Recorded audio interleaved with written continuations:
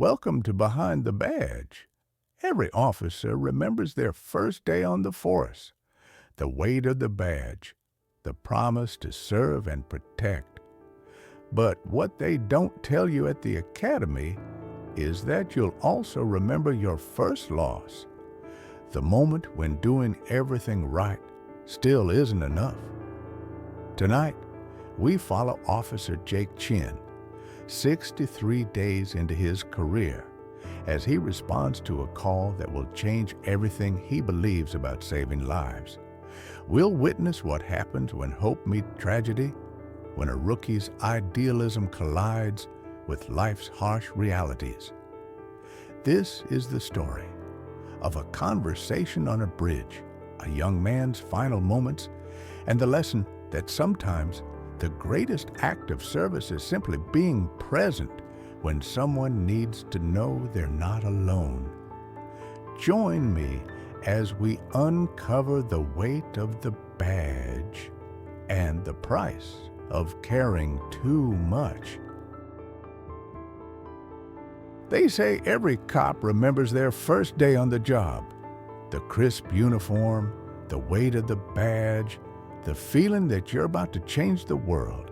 But what they don't tell you is that you'll also remember your first loss, the one that changes everything. Officer Jake Chin had been on the force for 63 days when he learned this lesson.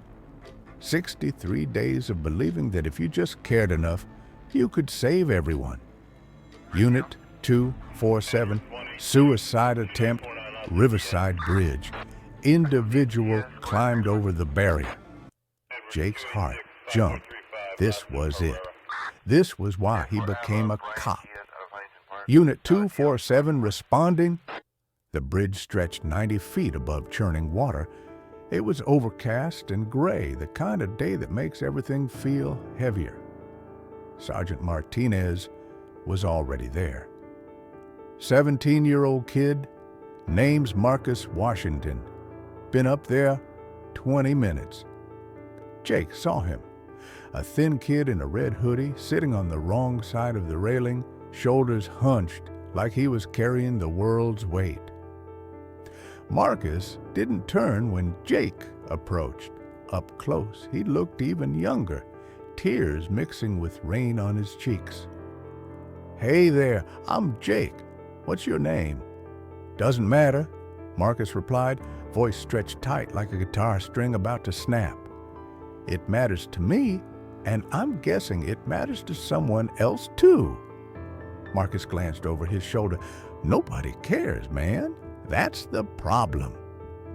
Jake felt something twist in his chest. The kid's eyes were hollow, like he'd already left this world. This is what they don't teach you in the crisis training. They teach techniques and protocols, but they don't teach you how to see your own 17-year-old self in someone else's pain. "I remember being 17, Jake said. "You know what I remember most? Thinking everything was forever. Every embarrassment, every heartbreak. I thought that's just how it would always be. But here's what nobody tells you. Nothing is forever. Not the bad stuff, anyway. You don't know what I'm going through." "You're right.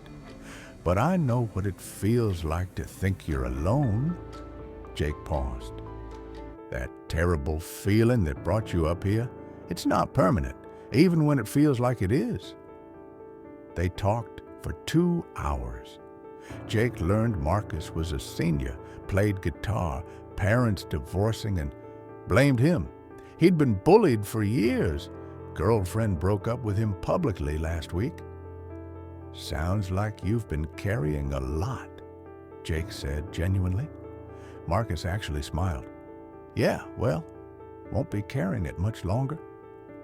"What if you didn't have to carry it alone?"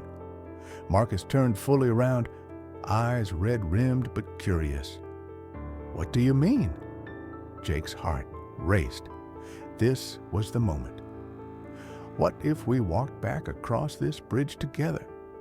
What if this was just the end of this chapter, not your whole story?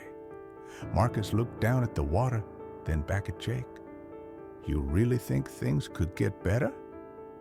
I know they can, and I'd like to help you see it too. The sound came from nowhere, a sharp crack. Marcus startled, hand slipping on wet metal. Jake lunged forward, fingertips barely brushing the red hoodie as Marcus lost his balance. Time slowed. Jake watched Marcus's eyes go wide with surprise, not fear, but genuine surprise, as if he'd suddenly remembered he wanted to live. Their eyes met for one terrible, eternal second. Then Marcus was gone. They recovered Marcus's body 3 hours later. In his pocket, they found a suicide note to his parents. But there was something else. A small piece of paper with Jake's name and badge number. Underneath, in Marcus's handwriting, "Thank you for listening." Jake sat in his patrol car, staring at that paper. Martinez found him as the sun set. "You did everything right, Chin.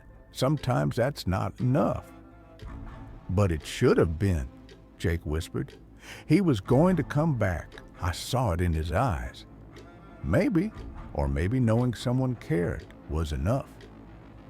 Jake Chin learned something no academy could teach him, that wearing a badge doesn't make you a superhero, that sometimes your best isn't enough, that you can do everything right and still lose. But he also learned that listening matters, that showing up matters, that sometimes, even when you can't save someone, you can still touch their life. Marcus Washington's story ended on that bridge, but because of Jake, he didn't end alone. He ended knowing someone cared enough to stand in the rain for 2 hours to see him as more than just another troubled kid. Sometimes that's all we can do. Sometimes that's everything. Thank you for watching, and subscribe for more episodes that reveal the unseen stories behind the badge.